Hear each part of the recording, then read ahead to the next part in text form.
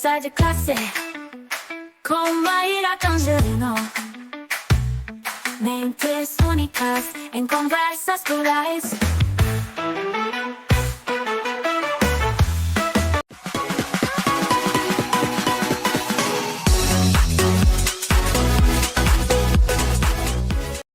Olá pessoal, boas-vindas a mais um episódio do Conversa de Classe.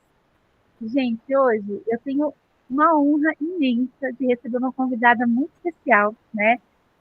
Que além dela ser uma profissional incrível, ela também vai trazer uma perspectiva única como mãe de uma criança atípica. E eu quero contar aqui um segredo, né? Antes de terminar aqui a apresentação dela. Gente, não teve jeito. Eu vi uma publicação dela no Instagram e aquilo bateu tão forte no meu coração que eu falei assim, eu preciso falar com essa mulher, nem que seja online, né? E porque só eu falar com ela? Não, vou trazer ela para falar aqui com todo mundo no Conversa de Classe. Eliane dos Prazeres da Silva, ela é pedagoga, especialista em atendimento educacional especializado, psicóloga educacional, também trabalha um pouquinho aí com direito educacional e educação socioemocional, e claro, né, além de ser cuidadora aí do bem mais precioso dela, que é o filho dela. E ela vai compartilhar comigo, com a gente, né, com Conversa de Classe, algumas experiências e insights sobre como a gente pode envolver todo o corpo docente no processo de ensino e aprendizagem dos estudantes com necessidades especiais.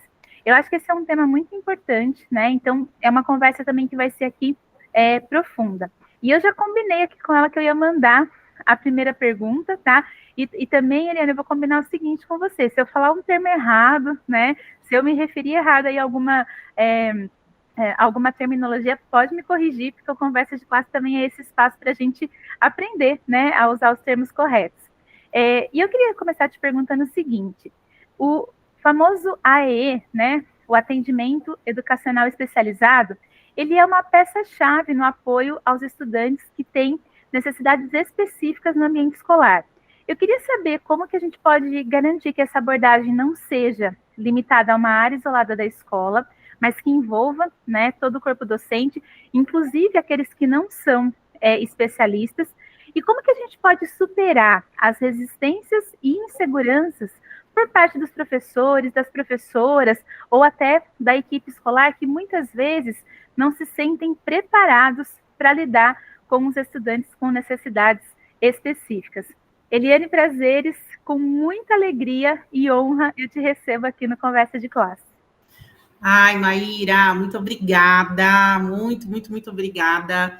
Me sinto muito feliz e honrada de poder fazer parte desse projeto, de poder contribuir um pouquinho aí com o desenvolvimento do trabalho de vocês, né, e poder dar uma clareada, né, nessa situação, porque eu, como já passei por todo o segmento educacional, então eu sei muito bem como que tudo isso que você falou, né, dessa resistência, o AE, né, que é o atendimento educacional especializado, os professores especialistas, até os regulares mesmo, né, do PEB 1, eles precisam entender que o estudante ele não é do AE, né? O estudante não é da professora regular, o estudante é da escola.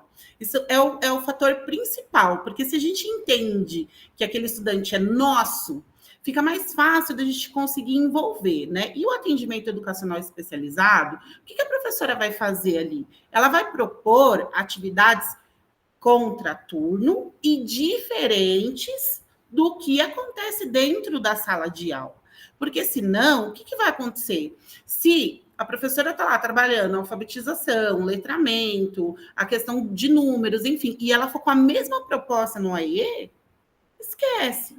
Não vai dar certo, né? Então, assim, são propostas pedagógicas, lúdicas, diferenciadas e preferencialmente pensadas para aquele estudante, né? Que é extremamente importante, porque é o que eu falo muito para as professoras que eu atendo aqui no meu município, que eu falo muito isso, planejamento é tudo, é você pensar se eu fosse meu aluno, do mesmo jeito como eu estou aqui agora, eu estou pensando assim, quem é esse público que está me assistindo, como que eu vou conseguir ter uma fala muito assertiva para ele conseguir entender, né? Então, essa questão do envolvimento com os professores, como eu já trabalhei no ensino regular, e que na onde eu trabalhava especificamente não tinha E, porque eu trabalhava numa escola particular, então, assim, a gente sabe que a resistência é muito grande, principalmente no PEB 2, no ensino médio, e aí o matemático fala assim, mas eu não estudei para trabalhar com a pessoa com deficiência, né? Só que nós temos LDB, LBI, ECA, né? Então, assim, a gente tem várias leis que garantem, né, o ensino de qualidade também para esse estudante, né? Então, assim, quando a gente fala desse envolvimento, porque, assim, eu sempre costumo dizer muito isso, né? De todo mundo vem com um problema, né? E aí eu vou com o problema e com a solução. É bem por aí. Então, quando eu trabalhava, principalmente no Fundo 2, estava lá professor de ciências, de matemática, muito perdido. Falou, meu Deus, como que eu vou adaptar material? Mas o estudante nem me nota, sabe? Então, todos os desafios que tem mesmo, né? Então, primeira coisa, esse professor dá uma parada, a gente, principalmente que trabalhamos nas prefeituras que temos o AE, a gente pode acolher também esse professor, acho que é muito importante isso, né? Que eles realmente, principalmente especialistas, eles não foram preparados, não tiveram educação especial na grade, enfim. Não sei daqui para frente como é que vai ser, mas é a gente acolher esse professor é isso, esse estudante tem tais especificidades, ele gosta de X, Y, Z coisas, e aí muitas vezes o professor fala assim, nossa, mas ele fala? Eu falo, fala.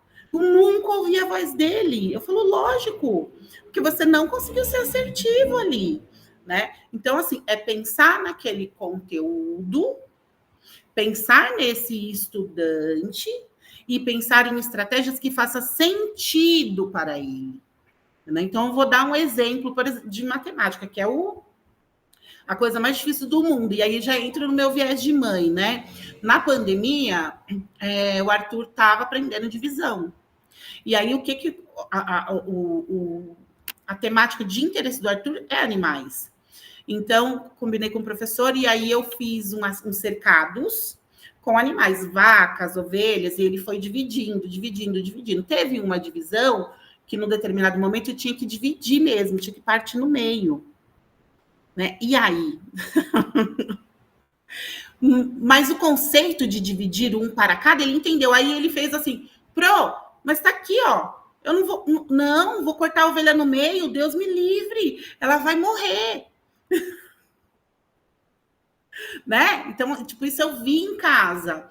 Mas também foi com o meu apoio, porque o professor queria muito conseguir atingir o Arthur de alguma maneira. Então, nós, como professores do AE, a gente pode fazer esse trabalho e estender a mão. Porque o que a gente faz o tempo todo? Porque não quer saber. Porque é muita resistência.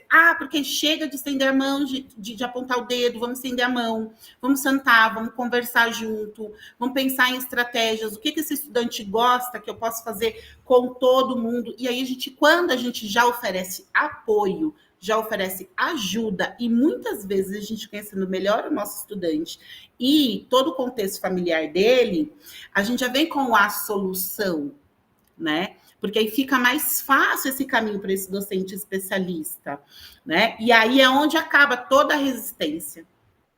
Aí flui, gente, só tentem isso, sabe? Sem ficar apontando. Né? E a insegurança do professor também, porque cabe a gente, professor, principalmente do EE, trazer essa segurança. Olha, vai por esse caminho, testa isso. Vamos ver o que vai dar. E aí a gente sabe, né? Quando a gente está lidando com crianças especiais, pode dar tudo muito bom, como pode dar tudo muito ruim. Mas eu vou ser muito sincera com você, Maíra. É muito amor que a gente coloca naquele planejamento, sabe? É muita vontade de dar certo, que, olha, das estratégias que eu propus, tanto no particular, quanto aqui dentro do AE, ou alguma amiga me liga, ele olha, eu tô com um estudante assim, ele não para, porque é isso, né? Só vem trazendo, né? Os defeitos, aí eu escuto, a gente acolhe aquilo, sabe? Acolhe esse professor, escuta as angústias dele, né? E aí, quando acabou, não acabou, ele não sei o que eu faço. Eu falo, então, vamos lá. Você esqueceu de me falar mais importante, com a qualidade.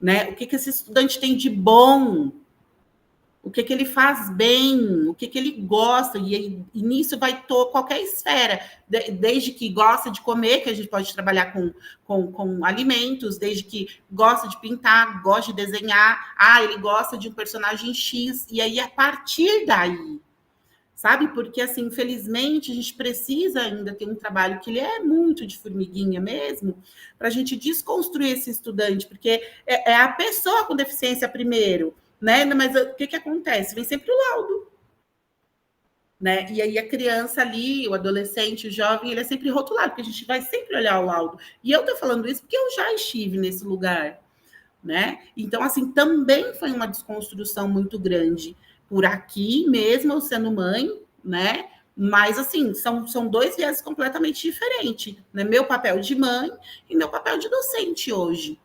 Então, eu acredito que esse é um caminho, tá? Esse é o caminho, é isso. É apontar menos o dedo, estender mais a mão, acolher todas as dificuldades desse docente e trazer possibilidades. E Eliane, acho que você tem muitas potências em sua fala, né?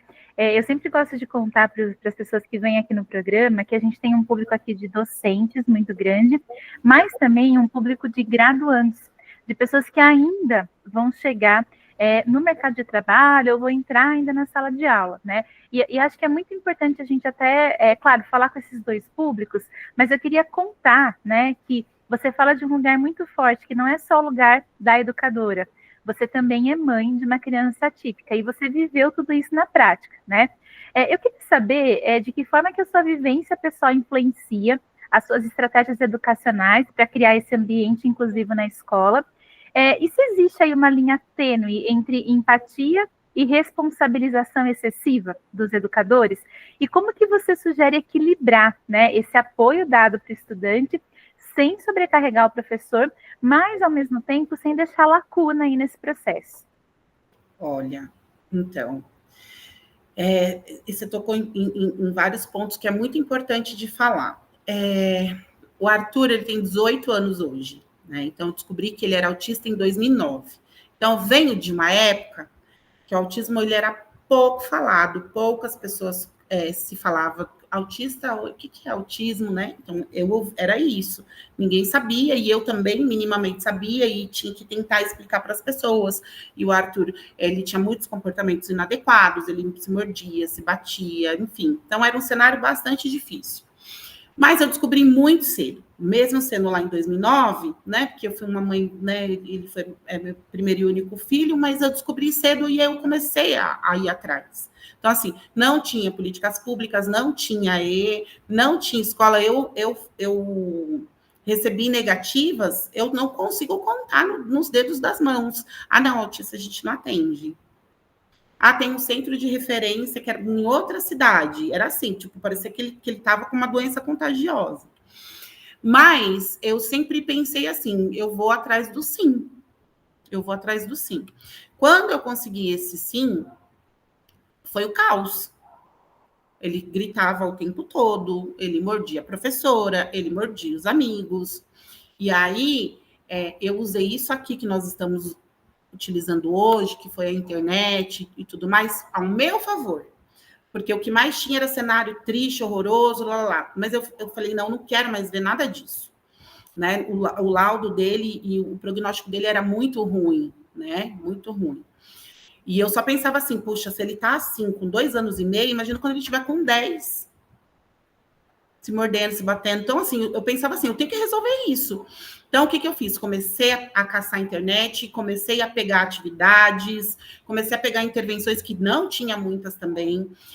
Foi um investimento muito alto também em cursos, só que eu era muito parceira da escola. Muito. Isso é muito importante, principalmente para as famílias, se porventura me verem aqui. Então, vamos fazer a adaptação? Vamos. Se eu tiver que pegar ele 10 minutos, eu tô aqui, tô na porta. Né? Então, assim, eu não saía. Então, era 10, 15 minutos, mas eu também tive uma equipe escolar que quis fazer que desse certo, sabe?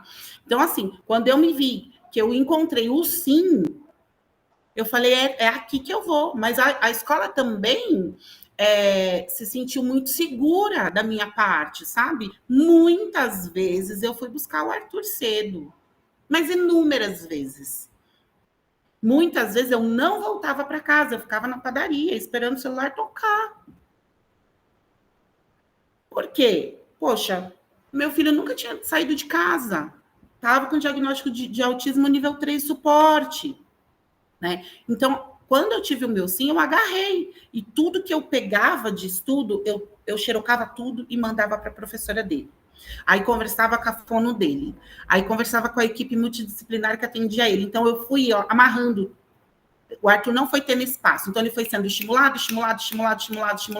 medicação também. Então, foram várias etapas que eu peguei toda essa galera de boa vontade para me ajudar, porque às vezes o pai atípico, a mãe atípica, acha que a escola é inimiga, né? Que liga porque a gente não quer, porque está dando trabalho, enfim, não é. Se a gente liga, porque o que mais a gente quer, eu estou dentro do contexto escolar, é ter o estudante dentro da escola.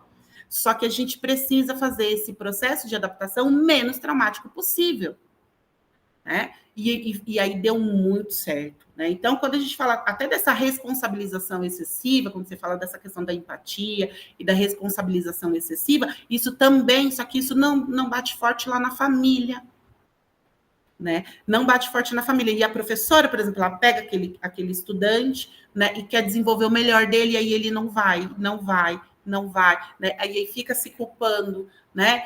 Puxa, caramba, e agora o que eu vou fazer? É troca, é conversa, né? E também, que é o que eu falo sempre, né? A gente está falando de pessoas, né? A gente está falando de crianças. O Arthur, assim, graças a Deus, foi, mas assim, para o Arthur começar a desenvolver, Maíra, eu não estou exagerando.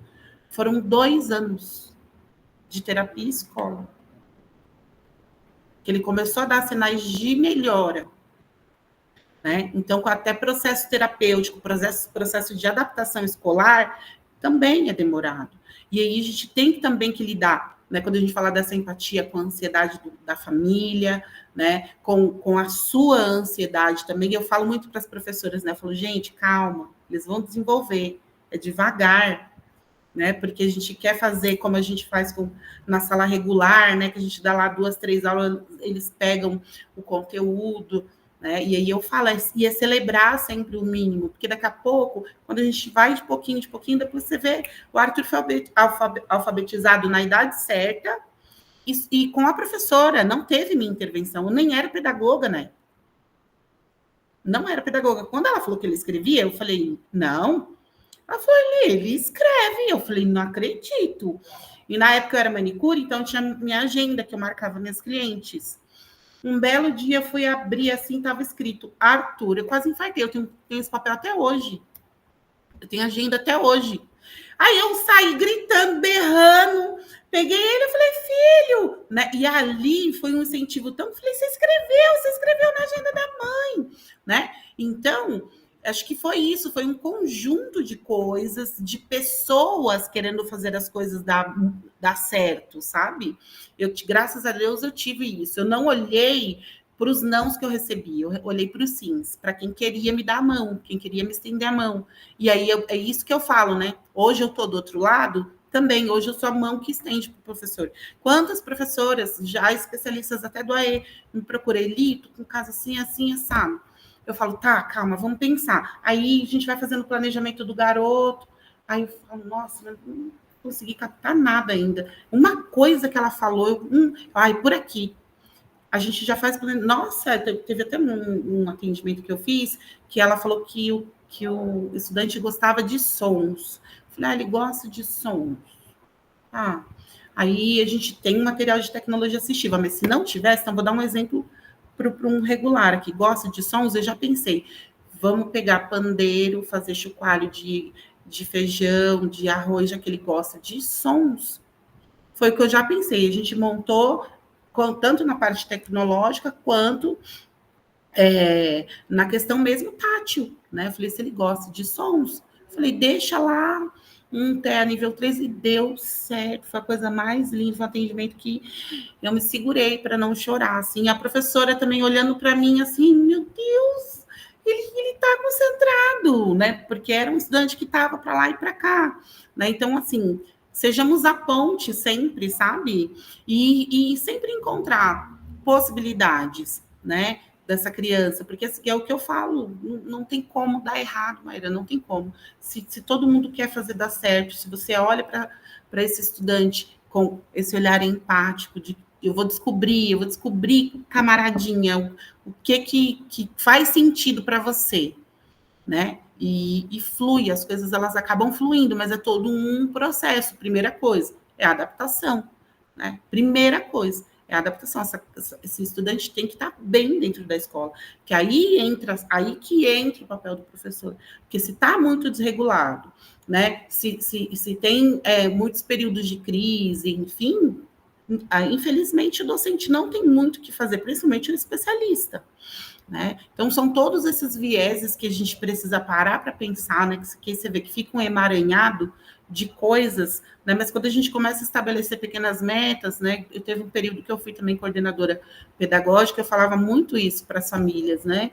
Quando eu pegava um estudante já laudado, eu sempre falava, olha, vocês vão ter que confiar no meu trabalho, né? Confie em mim que vai dar certo. Eu sei que dá, né?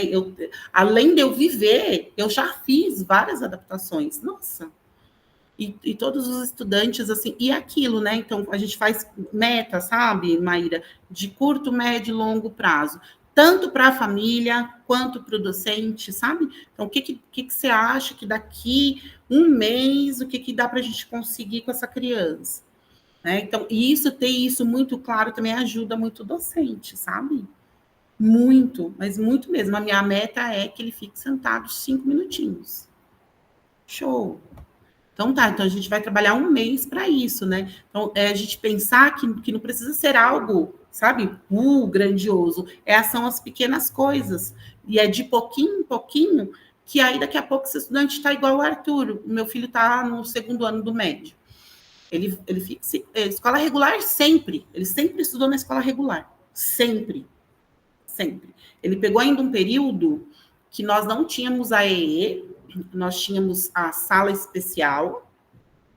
Aí ele ainda pegou um período da sala especial que eu levei ele para quê? Para manejo de comportamento, para ele aprender a sentar,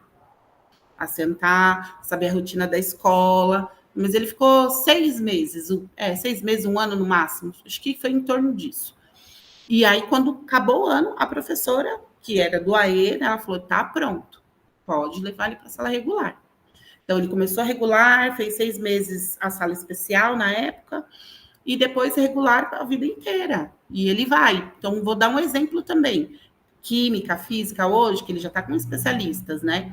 Então, o professor, a coordenadora conversa comigo, falou, nossa, ele, professor dele, fica tão...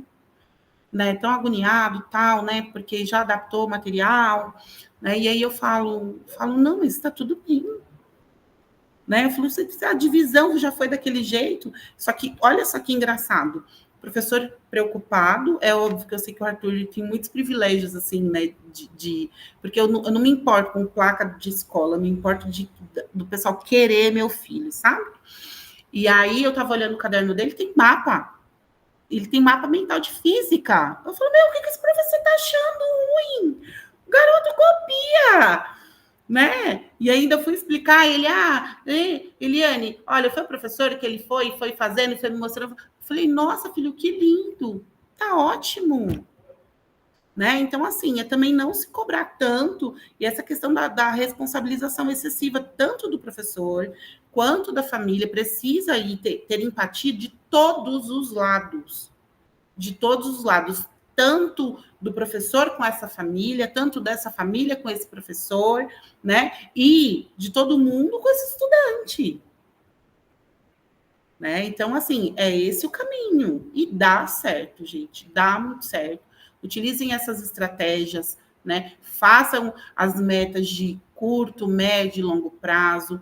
Deixa claro isso para a família, porque aí, assim, quando você consegue estabelecer alguns pontos com a família, até depois as cobranças, elas minimizam muito. E eu, por exemplo, eu fui uma mãe que era o seguinte, já era difícil de eu arrumar escola que aceitasse meu filho. Então, vocês acham que eu não podia nem exigir nada? Então, quando o Arthur entrava na escola, a adaptação. Adaptou? Ele, olha, tem material, não sei o que lá, né? Eu falei, olha, vamos ser sincero. Meu filho não vai dar conta desse material. E ele está na escola, não é por conta do pedagógico. Ele está aqui para ele socializar, para ele aprender a viver em sociedade. Se ele fez, se ele não fez, não fez. Se dá para adaptar, ok. Mas eu não vou comprar esse material, porque não faz sentido. E você acredita, Maíra, que é assim até hoje? Até hoje. Então ficou sem pressões na escola, sem pressões com meu filho, sabe? E fluiu, porque né, o quadro dele era tão difícil assim, que eu pensava, eu falava, nossa, só se ele conseguir ficar numa sala sem querer morder ninguém, bater em ninguém, nem se bater, nossa. E aí, Era isso também. E os pais também têm que ter essa realidade muito clara, né? Então, e eu tive muitos problemas. O Arthur mordeu a professora, mordeu as terapeutas, mordeu os amigos da escola, enfim, era várias reuniões toda semana. Mas eu era incansável. Incansável. Eu ia, conversava com ele, conversava com a TO, e sempre levando 5 minutinhos, 10 minutos. Às vezes a gente conseguia, assim, 3 horas. Nossa, um grande avanço dele na escola, 3 horas. Mas na outra semana ele regredia, a gente tinha que voltar para a estaca zero.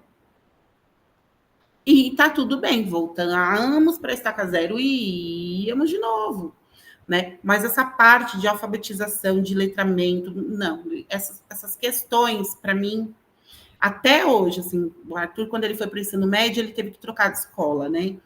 Eu falei, ai, meu Deus, vou começar tudo de novo. Quem é pai atípico sabe muito bem do que eu tô falando. É uma angústia muito grande. Mas eu falei, bom, vamos lá, né? Aí você pede mesmo para Deus, assim, porque Deus te dá um refrigério assim na hora e você vai. E aí, quando eu cheguei na escola, que eu vi ali, sabe, na cara da coordenadora, não sei, a gente vê o brilho nos olhos, não traz ele, a gente vai fazer a adaptação dele. Eu achei que ele ia sofrer horrores, imagina, ele nem lembra da escola do Fundo 2. Quem sofre sou eu, quem sofre mais é os pais. Super bem, super adaptado, tá com uma turma que mega acolhe ele, sabe? E o que ele faz, o que ele entrega, tá ótimo. Tá ótimo. Ele estando bem, estando num ambiente saudável, seguro para ele, que ele se sente pertencente, acabou. Se ele não fizesse nada e tivesse feliz na escola, eu já estava feliz. E é o que eu falo sempre isso, principalmente quando eu vou falar com famílias. Não tem que estar bom só para o seu filho autista, para o seu filho TOD, para o seu filho TDAH, não importa. Tem que estar bom para o seu filho, para toda a sala e para o professor. Né? Então, assim, tem que estar um ambiente saudável, né, de aprendizado para todos. Se não está, se seu filho está desregulando, se está acontecendo algumas situações, o que você pode, você como mãe, como família, como pai, como avó, como que você pode contribuir para que fique todo mundo bem nesse ambiente. Que incrível, Eliane. Olha, eu estava ouvindo, né, você, né, escutando a sua fala, e eu fiquei pensando aqui, você fala vários momentos essa questão da regulação e das questões socioemocionais que envolvem os estudantes que têm necessidades específicas aí, e que, claro, isso demanda, né? Se isso já demanda uma atenção para o estudante típico, né? O atípico, então, acho que demanda muito mais. Eu queria saber, na sua experiência, como que o corpo docente ele pode ser capacitado para identificar e trabalhar esses aspectos ali no dia a dia, né? Claro, sem deixar de lado aquilo que é currículo, né?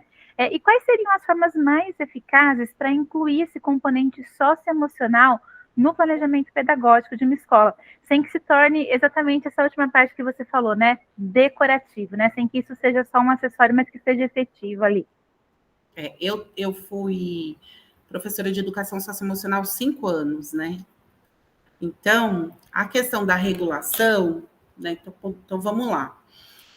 Quando o estudante desregula, ele tem sempre um gatilho, tá? Tem sempre alguma nunca é do nada. Botem isso na cabeça. Nunca é do nada. Pode ser o vento que passou e mexeu a cortina, nunca é do nada.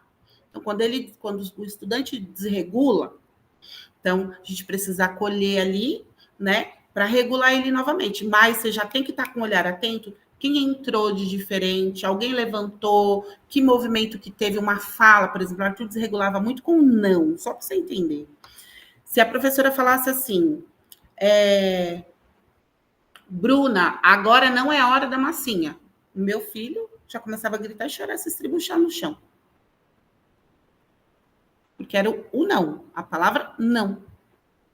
E tudo isso eu fui estudando. Aí a professora aí me ligava, né? Eu não sei o que aconteceu.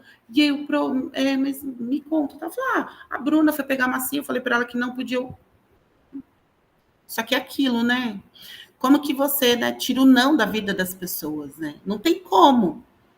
Não tem como. Mas aí, quando você sabe que é um não, né? Então, por exemplo, no caso do Arthur, era um não. Então, o que era mais fácil para regular de novo? Né? Porque aí a professora acolhia ele e falava. Porque aí, nessa época, ele não tinha a linguagem funcional, né? Então ela falava, aí eu falei, Arthur, vem cá, né? E aí dava muito certo. Então, assim, essa questão da desregulação é sempre perceber qual foi o gatilho. Tem sempre alguma coisa que antecede. Sempre, sempre, sempre. Alguma coisa acontece antes para desregular. Tá? E a educação socioemocional, gente, ela é tão, mas tão importante na vida de todo mundo. Aprende tanta coisa sendo professora de educação socioemocional, né? E eu falo sempre muito isso, né? Que o professor aplicador, que seja de qualquer metodologia, e que nós temos várias, né? A transformação começa dentro dele. Começa dentro do educador, não do professor aplicador. Eu era professora só do segmento socioemocional, então para mim era tranquilo, eu só vivia aquilo, né? E aí, quando a gente fala dessa questão de não ser decorativo, a gente volta de novo no planejamento. Essa minha turma, ela é agitada. Se eu der essa proposta aqui, não vai dar bom. Aí, o que a gente faz? A gente senta, vai lá e vai procurando, é garimpando mesmo. E aí você dá identidade para aquele conteúdo, né? Você consegue ali colocar o seu jeitinho para aquela turma específica.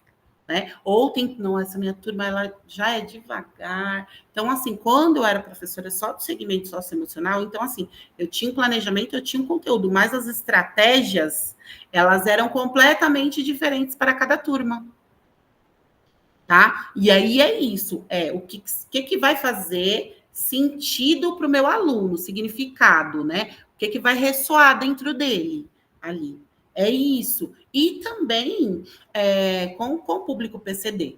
Porque não difere. Por exemplo, o Arthur, eu fiz um trabalho com ele muito grande. E aí, quando a gente trabalha essa questão do socioemocional, desregulou, tá chorando, tá gritando. Eu estou com raiva.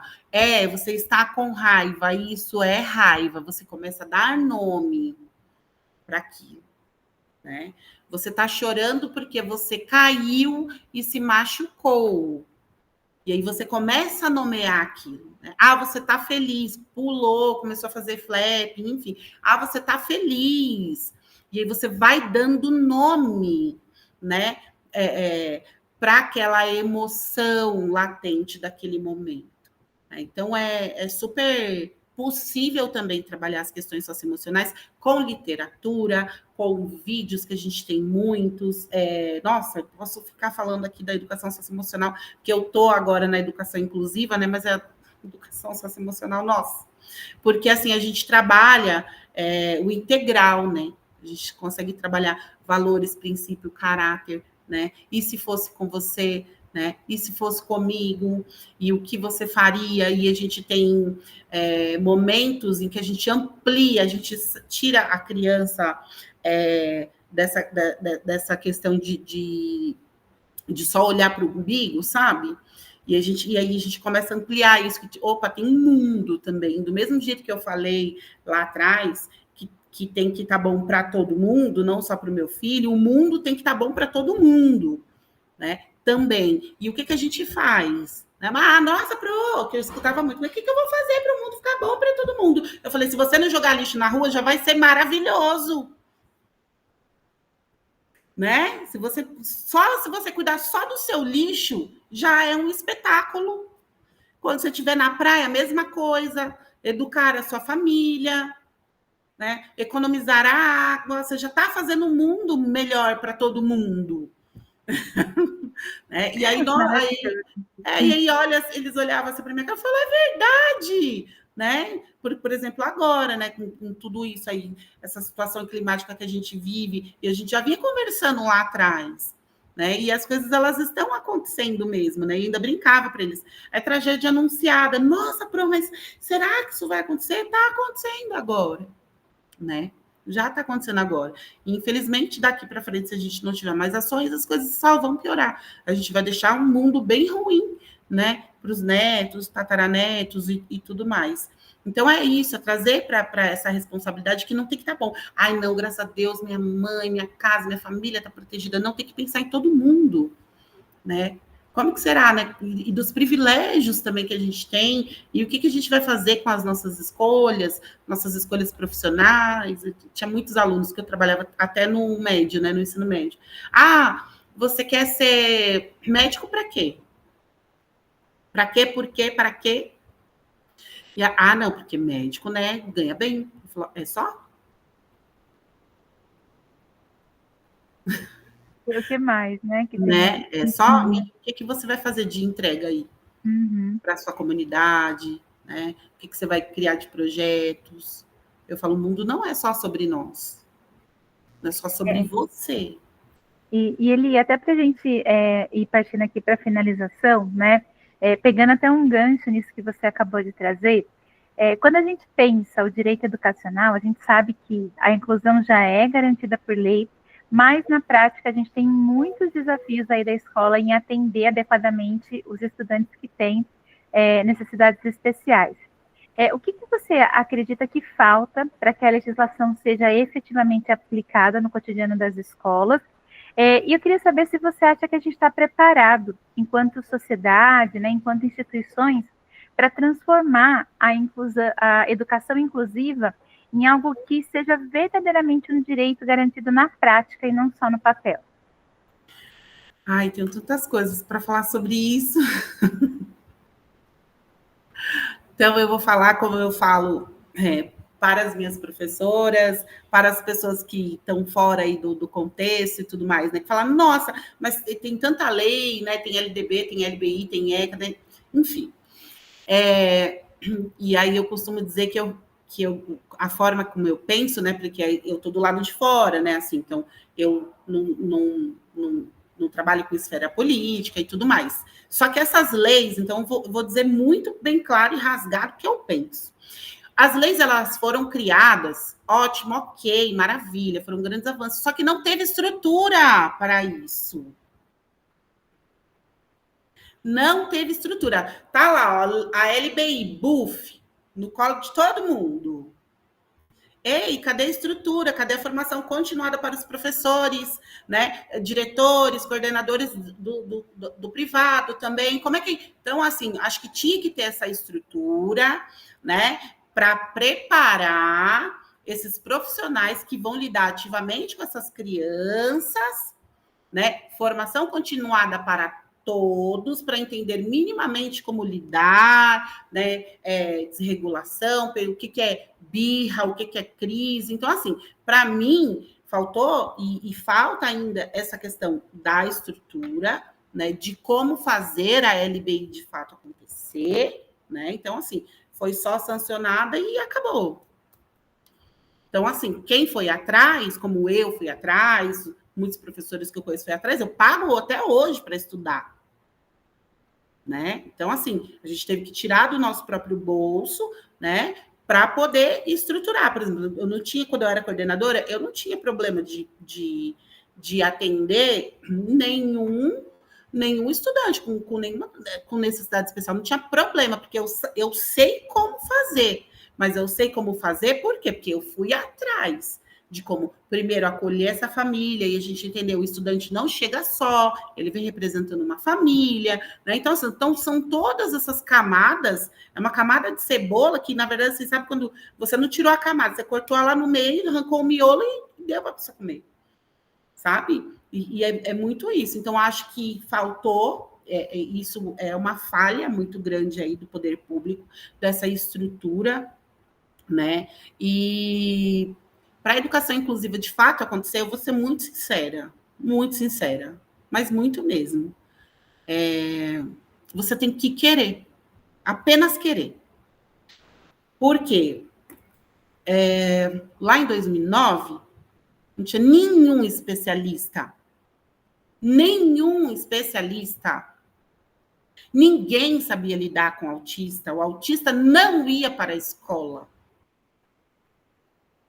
Então, assim, não são títulos acadêmicos, não são especializações que vai garantir uma educação inclusiva de fato. Eu só tive pessoas com boa vontade e que abraçaram a causa, me abraçaram a causa do Arthur, e foi um apoio mútuo. Não tinha ninguém preparado.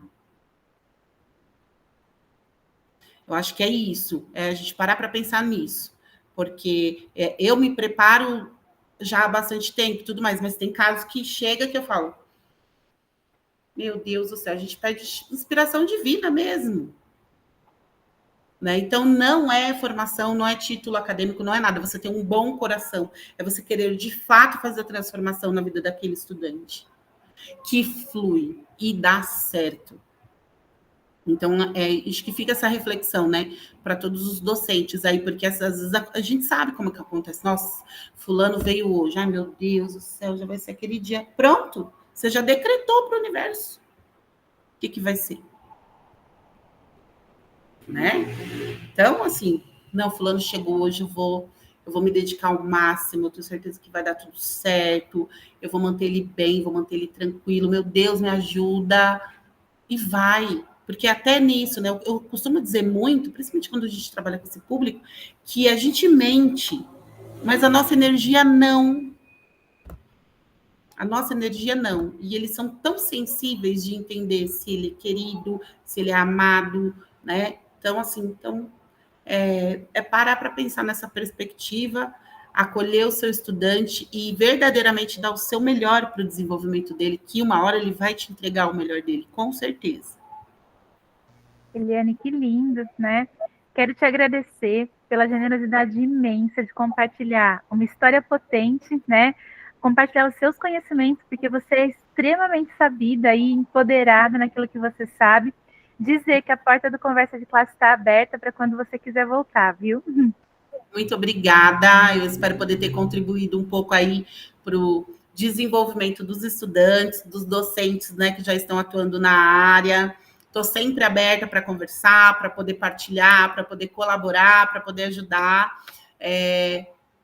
Um super beijo. Agradeço mais uma vez. Foi um prazer imenso poder estar com vocês. Obrigada. Eu também te agradeço muito. E, pessoal, a gente se vê no próximo Conversa de Classe. Até mais.